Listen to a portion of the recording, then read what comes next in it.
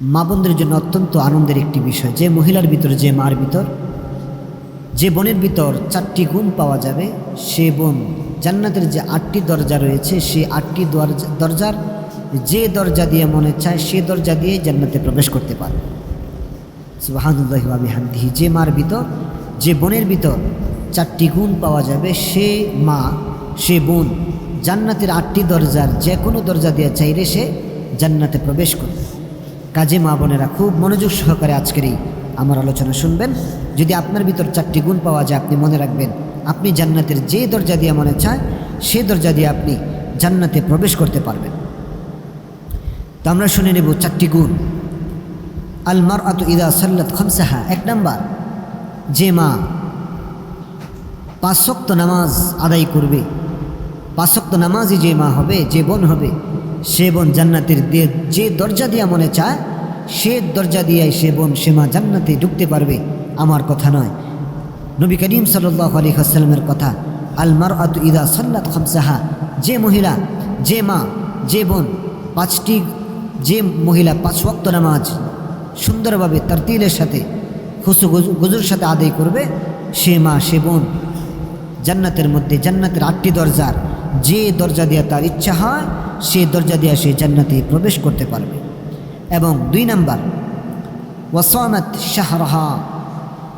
এবং যে মা রমজানের রোজাগুলো সঠিকভাবে আদায় করবে, রমজানের রোজাগুলো যে সঠিকভাবে আদায় করবে, রমজানের রোজাগুলো যে রাখবে সুন্দরভাবে, সঠিকভাবে, ওই মা, ওই বোনকে আল্লাহ পাক রব্বুল আলামিন জান্নাতের 8টি দরজার যে কোনো দরজা দিয়ে ঢোকার অনুমতি আল্লাহ পাক রব্বুল আলামিন দিয়ে দিবেন। এবং 3 নাম্বার, ওয়া আহসানাত ফারজাহা। যে মা, যে বোন নিজের লজ্জাস্থানকে হেফাজত করবে। আল্লাহ তাআলা কোরআনুল কারীমে কয়েক জায়গায় বলেছেন, ওয়াল্লাযীনা হুম লিফুরুজিহিম হাফিজুন। মুমিনদের গুণাবলীর মধ্যে বলেছেন ওয়াল্লাযীনা হুম লিফুরুজিহিম হাফিজুন। আমাদের উচিত আমাদের লজ্জাস্থানকে হেফাজত করা, আমাদের উচিত আমাদের লজ্জাস্থানকে হেফাজত করা। যে মা, যে বোন নিজের লজ্জাস্থানকে হেফাজত করবে, 3 নাম্বার, আল্লাহ পাক রব্বুল আলামিন তাকে জান্নাতের 8টি দরজার যে কোনো দরজা দিয়া জান্নাতে প্রবেশ করার অনুমতি দিয়ে দিবেন।